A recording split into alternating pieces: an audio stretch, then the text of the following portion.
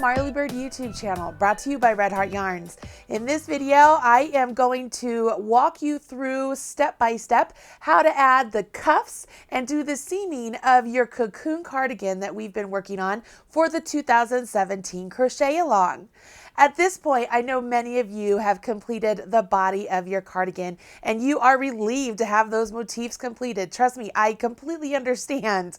It's really fun though. This next step is really the pièce de résistance when it comes to the cardigan, because it is what will set your cardigan apart from just a basic granny square cocoon, okay? We're gonna add some detailed cuffs and edging to the cardigan to really make it pop, make it a wow factor. Now, this edging is really great to do, and I am going to show you how to do it in a join as you go method. Now, what that means is as we are completing the cuff, we will at the same time be joining it to the body of your cocoon cardigan. It sounds a little bit complicated, and don't get all caught up in the fact that it's join as you go. What it really means to you is that you don't have as much seaming to do. You are going to add those cuffs to the actual piece, and you don't have to sew those into place. They're all going to join together. What I find fascinating about this particular technique is it can be used on just about anything. So you'll be able to take what you learned today by adding this ribbed cuffs to the body of the sweater, and maybe you decide later on you want to add something to another piece you're making. This is a great way you can do it. So there's a lot of learning things that are happening with this cardigan. By this point, you should have finished your body of the cardigan, as I mentioned. You also need the edging completed. If your edging is not complete, do not attempt to attach your cuffs yet. You want to make sure the edging is complete, because that will make the entire join as you go method a lot easier. Okay, now that you have your body completed, you have your extra yarn ready to go, all you need is the instructions, right? Well, you know where those can be found in the video description right down there below. I'll put a link to the pattern over on the Marley Bird website. And while you're down there, go ahead and smash that like button, as my kids say. Seriously, they get such a kick out of it when I get to say that and you guys actually hit that like button. So thanks for doing that. Get your pattern, gather your materials, join me back here. Let's take a look at the sample and then we will dive right in.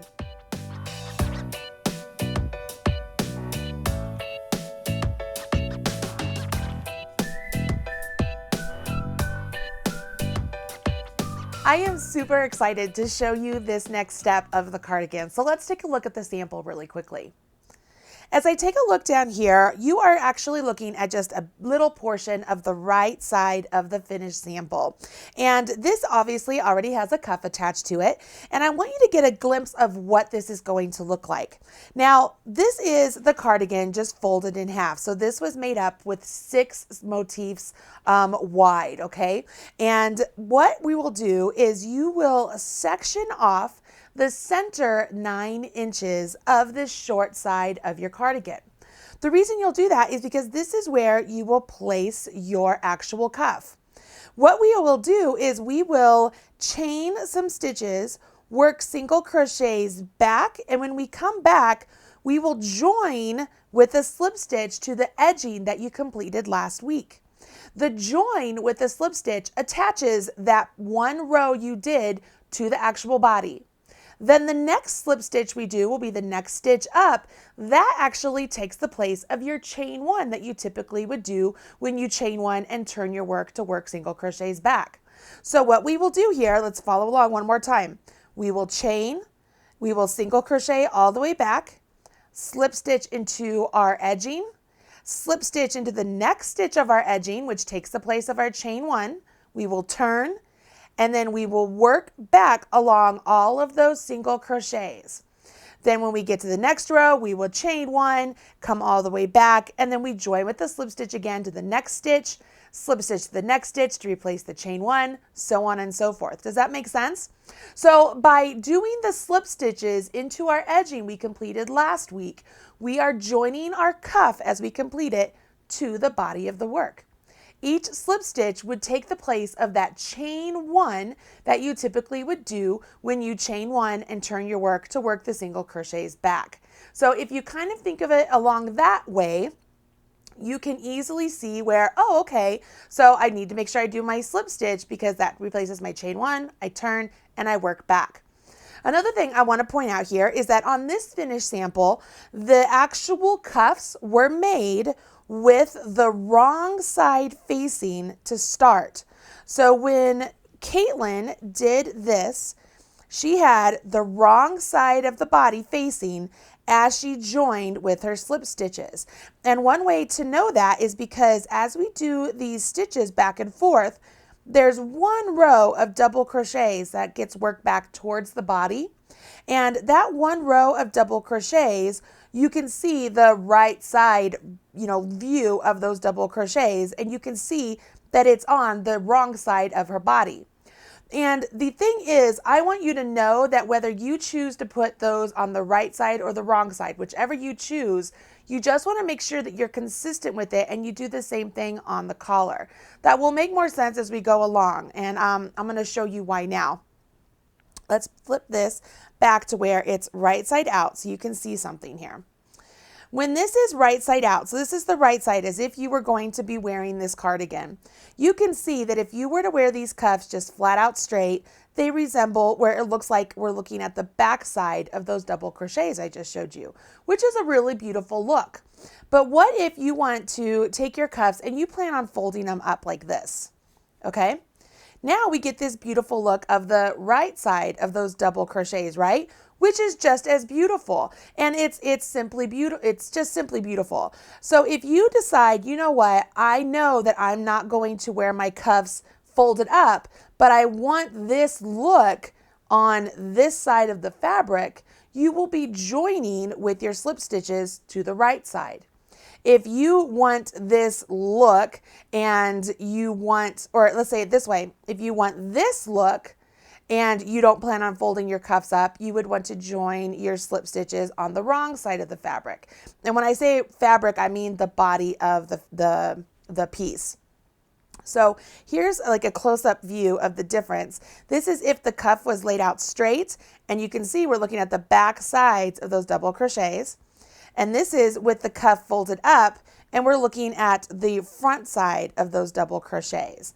Both are equally beautiful, but it's important to make note which way you're going to do this, because when we move to the collar and we add our edging to the collar, you will want to make sure you do the same thing. Okay, I'm going to set this aside and I'm going to bring in my little swatch that I've been working along with you guys. And I want to show you what I did. So I decided that because on the original sample, the cuff was joined to the wrong side, I would join my example cuff to the right side so you could get a peek of what it looks like. Now, you know that I'm making a cardigan that is much, much, much smaller than any of the sizes just because it's a little sample that I'm showing you. So I equally made my cuffs a little bit shorter. They aren't as long as you typically would make them. But what I did here is when I did my slip stitches into my edging right here, I had the right side of my fabric facing me. And you can see that I'm looking at the right side or the fronts of those double crochets. And if I make this piece and I don't plan on folding those cuffs, that would be my look, and it's beautiful. But if I want to make this piece just like this and fold my cuffs, this isn't going to be the view I get. It will actually be this one, where I get the back side of those double crochets. I know this might seem a little bit confusing right now. It will make more sense as you start making your actual cuff and you start to see the fabric begin to create itself as you're making it. But I really think it's important that I point this out because I don't want you to finish one cuff one way, do the other cuff another way, and then they don't match. And then you have a collar that you don't know what to do. So I don't want you to have to redo work. So my point here is this. You'll notice in the pattern that I have you making your cardigan with the wrong side of the fabric facing you and slip stitching with the wrong side of the fabric facing you. If you're going to follow along with that, great. It's beautiful. It's gorgeous. That's how the original samples were done. If you are changing it up though, and you're going to have it so that the right side is facing you, make sure you make note of that. Okay, that's the whole point of all this, is make sure you make note if you make any changes. Okay, so this is the beautiful cuff we're going to be creating, and let's get started.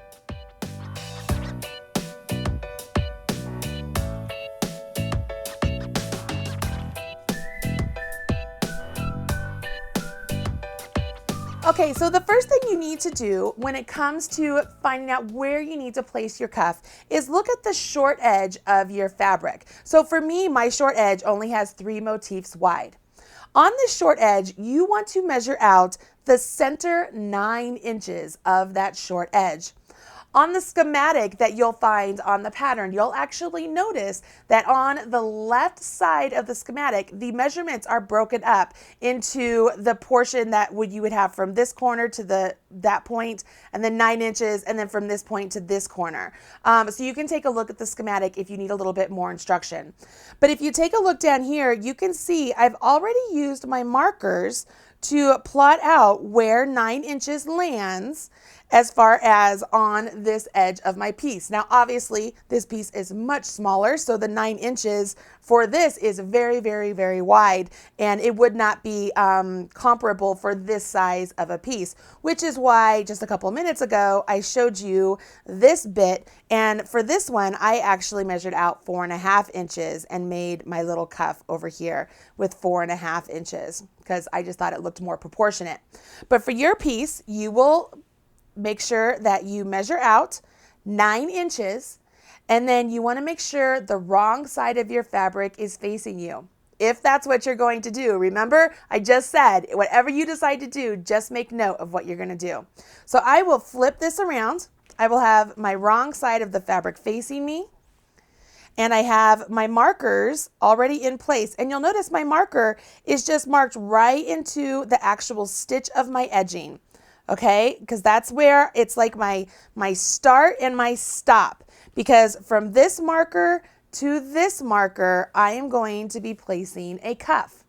Now, these cuffs are very easy to make, where they are made up of single crochets and double crochets. And it's more rows of single crochets than you do double crochets. But as I mentioned before, we're also going to be joining it as you go.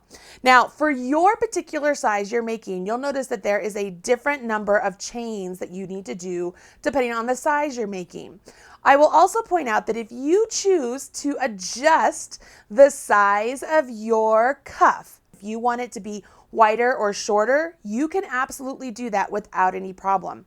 Again, just make note. Make sure that you put down, okay, on this one, instead of doing, I don't know, 25, I'm going to do 60 or whatever it is, okay? You just want to make sure that you know what that number is, okay? So let's do this. I am just going to pick an arbitrary number. I'm not going to follow along anything particular in the pattern. I'm going to chain 30, or I'm going to chain 13. I'm going to chain 13 just so that I can get through these stitches quickly with you on the camera. So just like before, I've put a slip stitch on my hook and I will chain 13.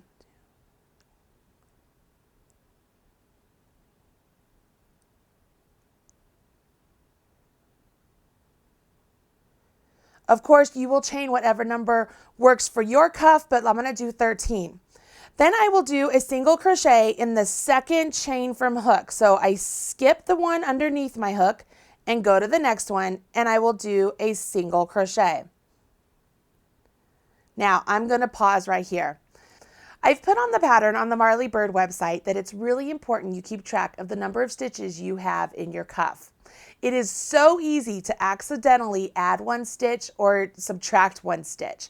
So I highly recommend either counting all your stitches as you work back and forth, and or add a stitch marker to the last stitch of your row, so that way you know that that's the last stitch when you come back on the next row. It is really helpful.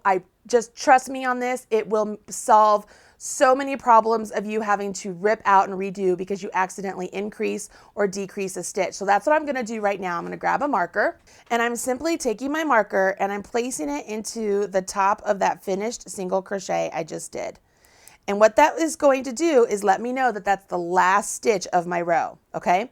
So then what I continue on is with single crochets all the way down the chains I just created. So no matter how many chains you created, go ahead and do your single crochets all the way down. The total number of single crochets you should have completed will be one less the number of chains you did. So if I did 13 chains, I will have 12 single crochets by the end of this little section. Once I get to the end of this section, this is where the join as you go magic happens by joining this cuff to the body. And I'm telling you guys, once you start doing this, you're going to be like, this is brilliant. All right, so I've got single crochets all the way down this chain number I've did, right? I'm going to come over here. Remember, I have my wrong side facing because that's the way the pattern was written. And whichever one you want to do, I know I keep saying that, but I want to make sure that's clear. And I'm going to go to where my marked stitch is because this is the first part of my 9 inches, right? And I am going to go through both of those loops of my edging, and I will do a slip stitch. So I went through both loops of that marked stitch, yarn over, pull up a loop, and then pull that loop through the one that's on my hook. What I've just done is I've just attached this little single crochet row I did to the body of my fabric. Now, if this was another project, I would now chain 1 and turn, correct? But remember, I want to join my next row to the body of my fabric. So I am replacing that chain 1 with a slip stitch into the next stitch up on my edging. Let me show you. So I just joined to that stitch right there on my edging. And this is where I typically would chain 1 and turn. But instead of a chain 1, I will go to the next stitch up on my edging, insert my hook, yarn over, pull up a loop, and then draw that loop through the loop on my hook. That slip stitch right there has now just taken the place of my chain 1. So I will turn my work,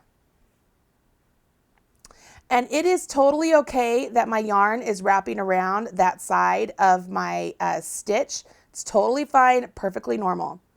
You'll see that it says to skip 2 slip stitches. Well, the slip stitches that we want to skip are the ones that we use to join, which makes sense. We don't want to accidentally increase our stitches.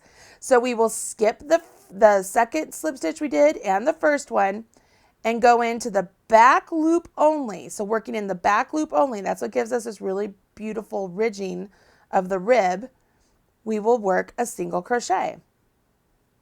And we'll do that all the way down our row, okay? So back loop only, and I'm working single crochets. And I will know I'm to the end of my row because I have that stitch marker on my last stitch.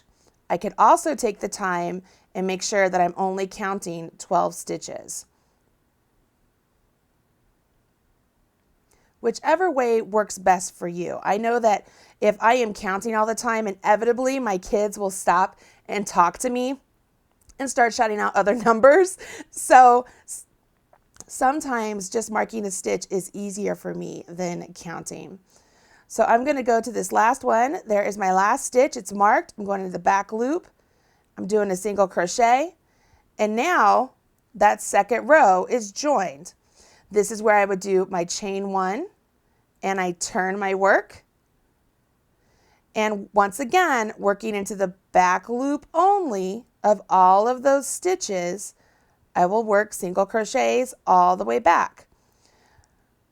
Remember to move up your marker if you're using the marker. After you do that first one, just take your marker and just move it up one, okay? Just trust me on this, you guys. It will save you such heartache. Just trust me. All right, so I'm gonna single crochet all the way back in the back loop only, and I will end up with 12 single crochets. And I'm on my 12th stitch right here.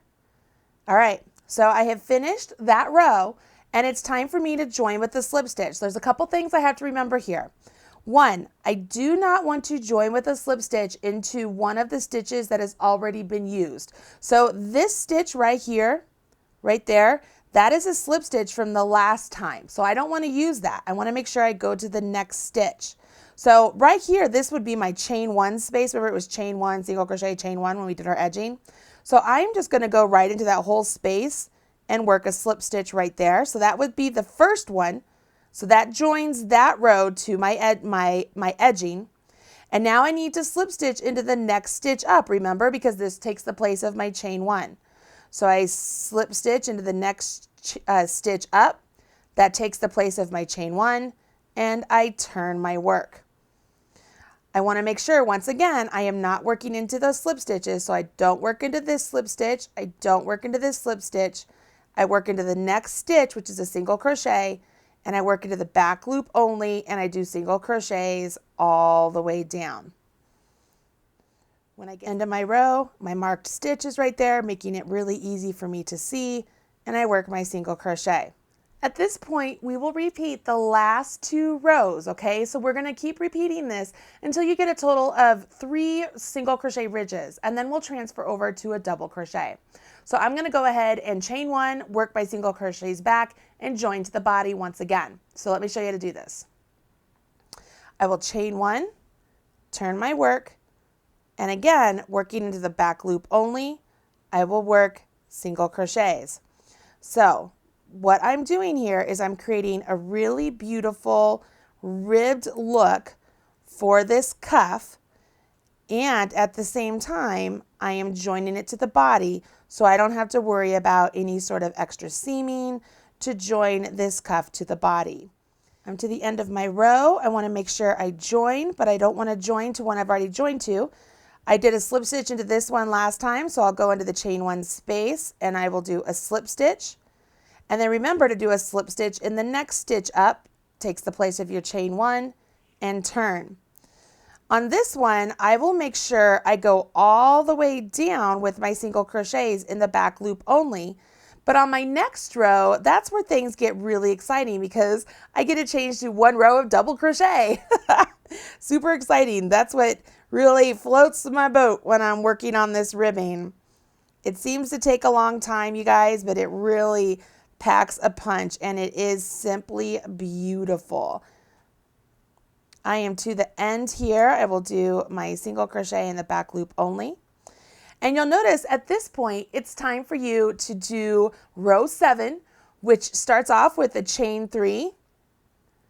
And that chain 3 counts as a stitch, meaning we want to make sure that we mark that 3rd chain of that chain 3, because that chain 3 is a double crochet, and that's really important. I will yarn over my hook, and I will make sure I don't go into this first double crochet because this chain 3 represents that one. And I'll go to the next one in the back loop only, and I will work a double crochet. And then do that all the way down the row. Now, some of you might be asking, Marley, why am I doing just this one random row of double crochet? Couldn't I just continue on just with single crochets? The answer is yes, you absolutely could just continue on with single crochets if you just want to keep doing that. You could do that the whole way. The reason I chose to do this 1 row of double crochets is I really kind of liked, I really liked the way it looks. It gives just a little added dimension, a little bit of a difference to a basic collar or a cuff. And I think it looks pretty. Plus, you know, it's one of the things that my friend Robin Chichula does. And it's just, you know, anything that Robin does, you can't go wrong with. She is fantastic. So I'm just going to make sure I have 12 stitches. So remember, this chain 3 counts as a double. So 1, 2, 3, 4, 5, 6, 7, 8, 9, 10, 11, 12. Perfect. I want to make sure I'm joining once again. So I do not join into the edge that's already been used. I go to the next one up and I work a slip stitch, and then I work a slip stitch in the next one up, which takes the place of my chain 1, and I turn, and I'm back to the edging just like before, or not the edging, I'm back to the ribbing just like before, where I'm doing the single crochets in the back loop only. Now I'm going to get all the way to the end of this row so you can see how I would work into that chain 3, because I definitely want to work into those chain stitches. I don't like having a big gaping hole by working into the chain 3 space there. I like to work into the stitches. So here I am, I'm to my chain 3. There it is right there. And I can work either into just the back loop of this chain 3, or I can work through 2 loops. It's totally up to you. I'm just going to go into the back loop just like what we've been doing all along, work my single crochet, and you can see, I'll take this little stitch marker out so you can see a little easier, that this now has a really beautiful, nice, clean edge because that chain 3 counts as a stitch. Now I want to show the difference here because on this one, because this cuff was really meant to show you some differences and variations to this pattern, I did not count these initial chain 3s as stitches. I just counted them as a chain 3. And I want you to see how they really do just poke out. Okay, they really poke out of the fabric a lot. They don't blend in nearly as well as this finished one here. There's the chain 3 of this one, and see how nice and clean that is? So I wanted to show you the difference between the two so that way you could understand why it is I chose to make that chain 3 an actual stitch.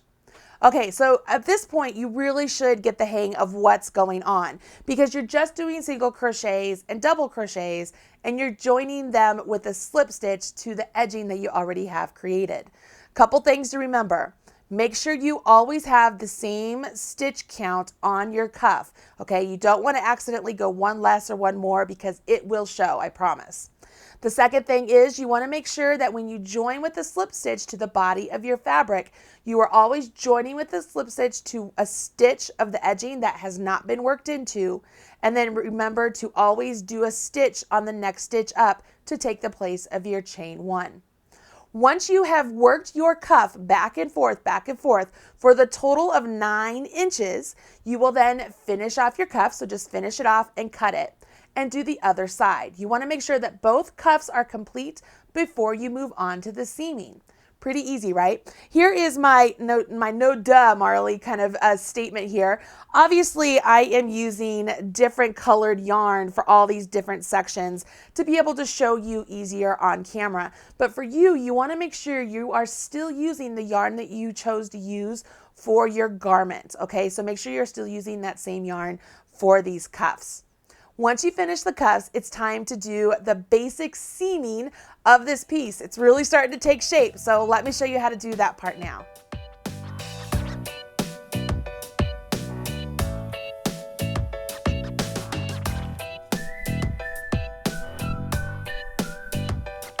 You're ready to seam your cardigan. Remember that your cuffs must be complete, and I'm also going to recommend that you weave in your ends that you might have loose right now. Go ahead and weave them in so they don't get in the way.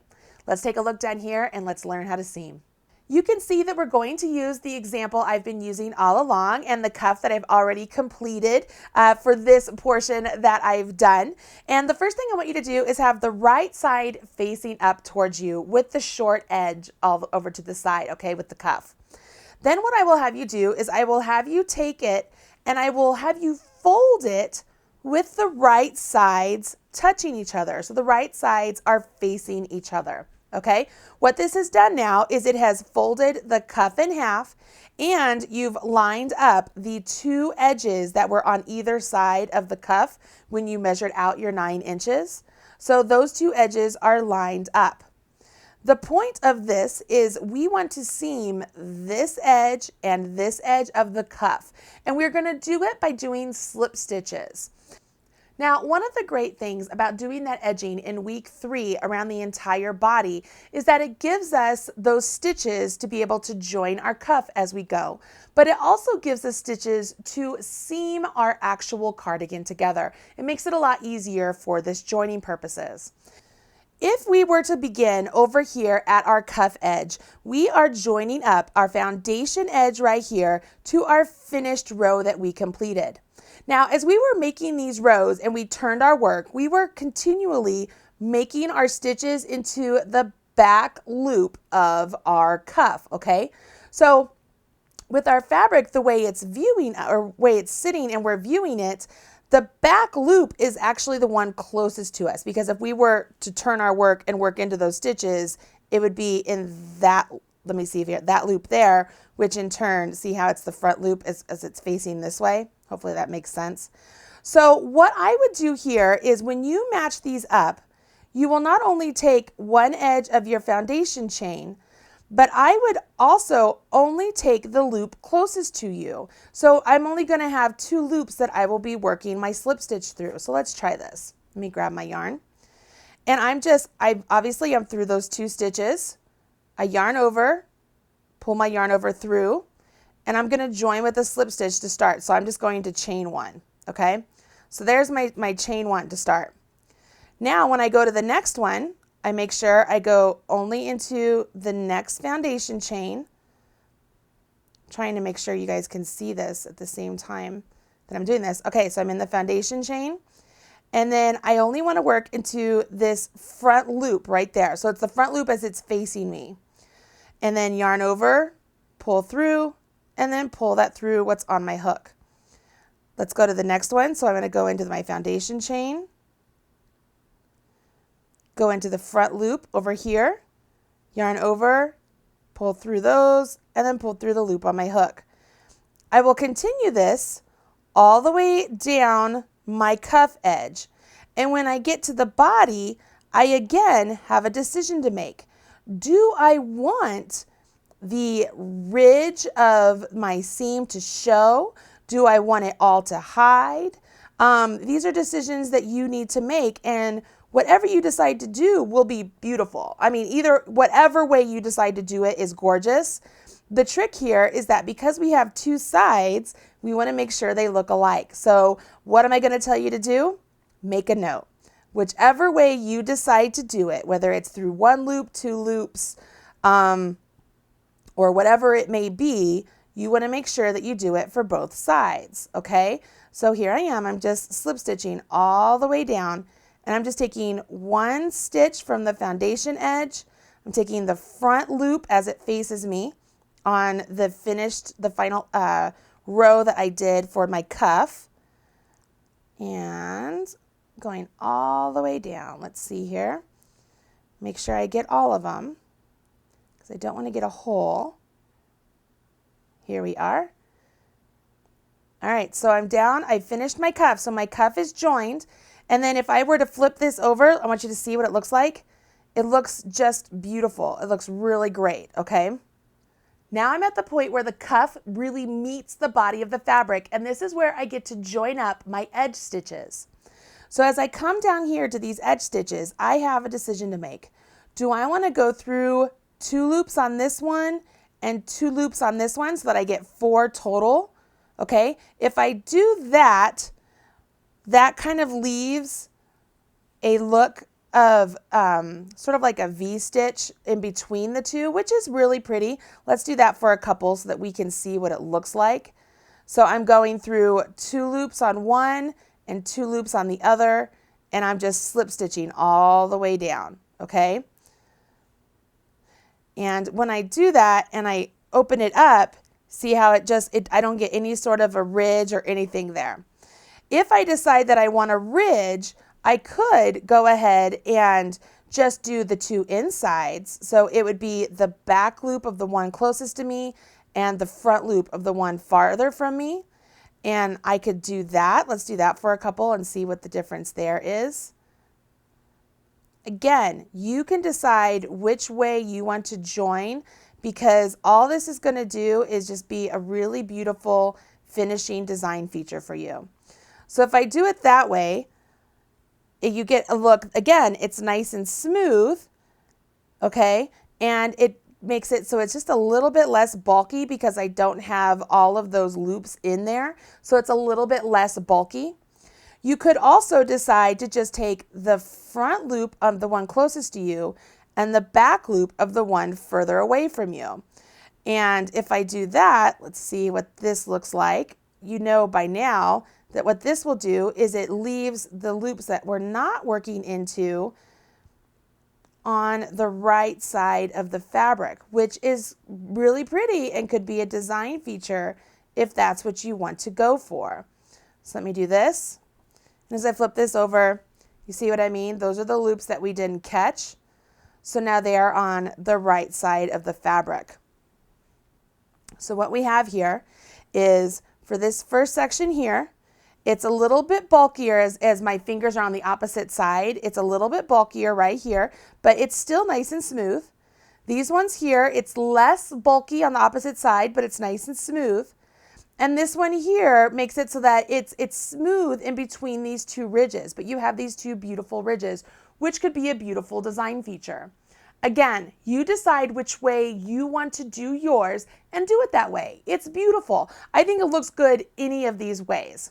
When you get to the end of this particular row, let's just finish this up with the one I was doing so that way we can just take a peek at what it looks like.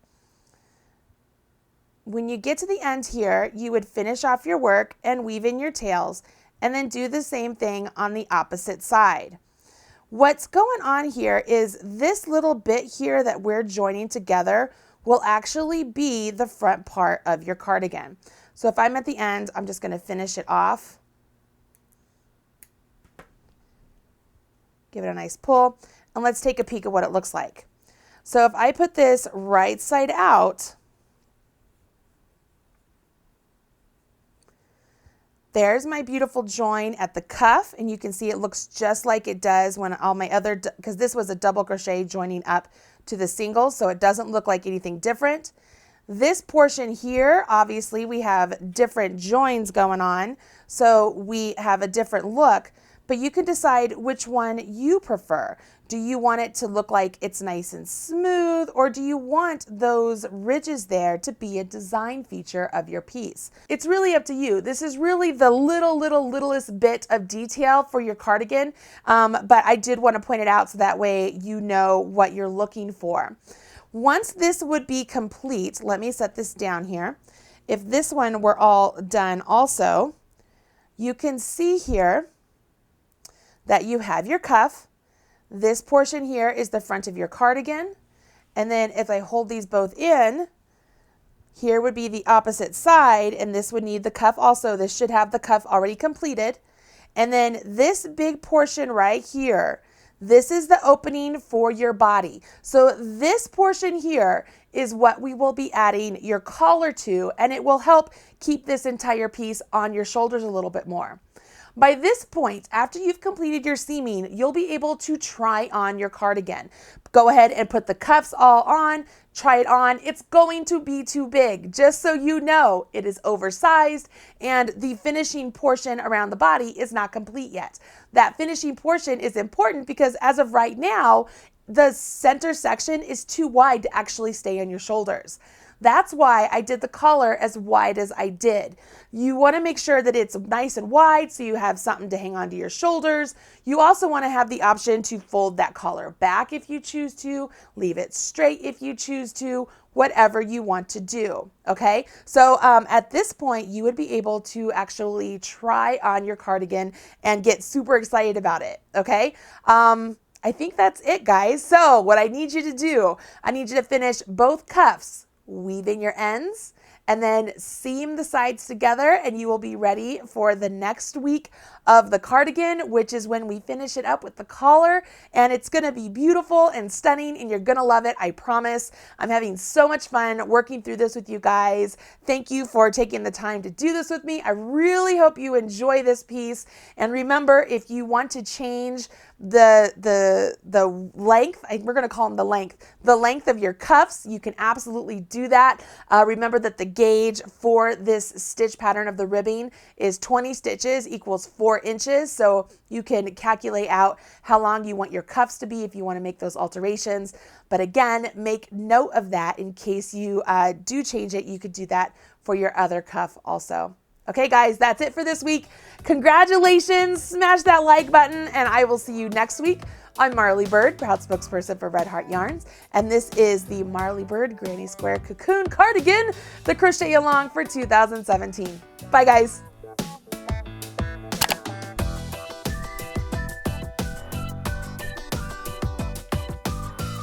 Learn on YouTube with Marley Bird. Visit youtube.com/Marley Bird.